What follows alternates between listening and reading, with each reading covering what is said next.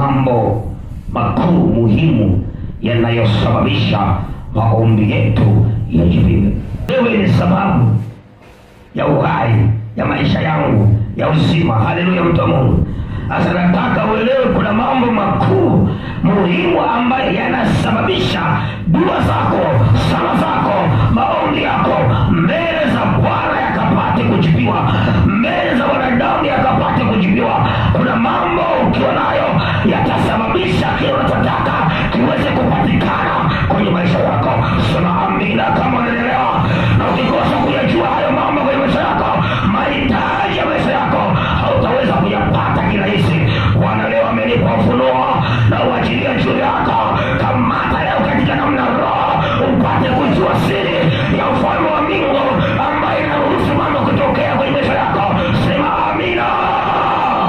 Kila kitu kinachotokea kwenye maisha ya mtu kinakuwa na chanzo chake, kinakuwa na sababu yake. Wewe unapotaka mambo mema yatokee, unapotaka maombi yako yajibiwe, ni lazima uwe na ufahamu kwamba kuna kisababishi kipo ambacho kinasababisha Mungu awe anataka au hataki, lazima ajibu maombi yako. Sema amina kama unaelewa sawa sawa. Na hiyo ni nini? Ni kutembea katika kanuni ya Bwana, ni kuomba katika kanuni ya Bwana, ndiyo inayoleta majibu na matokeo sahihi kwenye maisha ya mwanadamu. Shangilia Yesu Kristo kama unaelewa. Na hiyo kanuni leo iwe rahisi kwenye maisha yako, itokee na uishi na namna roho lote ya manesa. Sema amina. Kufanikiwa si maombi tu. Moja wapo ya kanuni mtu kufanikiwa ni maombi, lakini haigeuzi wala haifuti zile sababu zingine au vigezo vingine au kanuni zingine ambazo zinasababisha mtu aweze kufanikiwa. Unapotaka maombi ya uchumi, kuna kanuni ya uchumi ya mtu kukamata na kumiliki kwenye Mungu wa roho.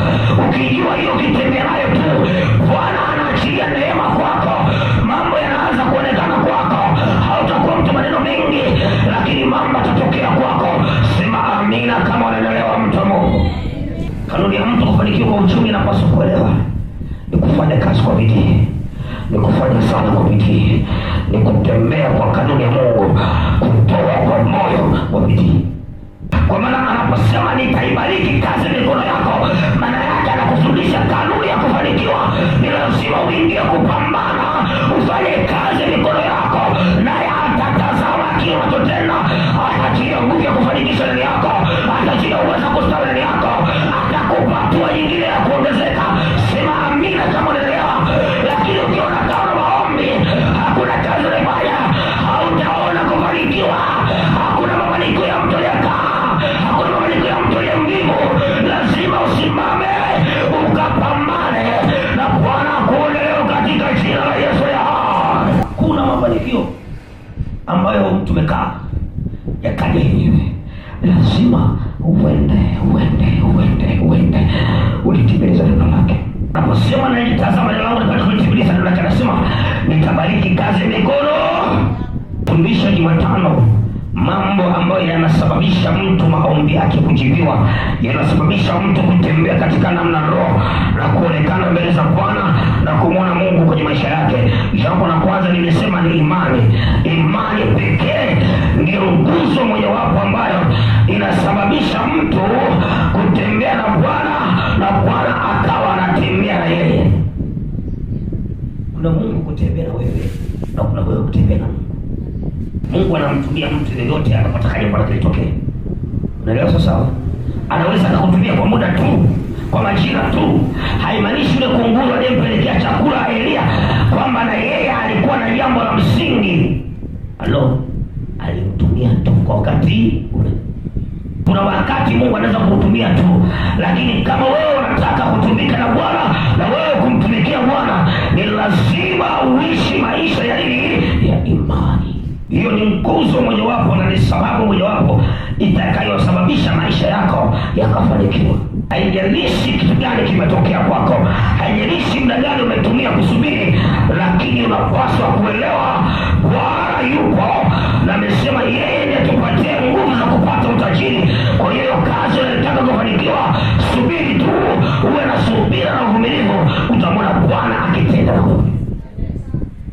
Na mtu mwenye subira na uvumilivu ni yule ambaye ndani yake ana imani, kwa sababu imani itatengeneza tumaini. Alipoteza tumaini anakosa subira, anakosa uvumilivu. Ndio maana kanisa leo unaweza kuona kila siku kanisa mpya. Leo yuko hapa, kesho yuko pale, kesho yuko kule. Akifika hapa anataka tu leo apate majibu yake. Asipoyaona anasema sijaelewa. Inaenda sehemu nyingine, hajaelewa. Anaenda kwa mganga, hajaelewa. Kuwa na subira, tunda la Roho la uvumilivu. Unataka kufanikiwa, lazima unafahamu unataka nini. Kwa sababu kufanikiwa ni process, ni mchakato. Ni nini? Mchakato. Kwenye eneo lolote, iwe kibiashara, iwe kikazi, iwe kiafya, iwe kiuchumi, iwe kimahusiano, ni mchakato.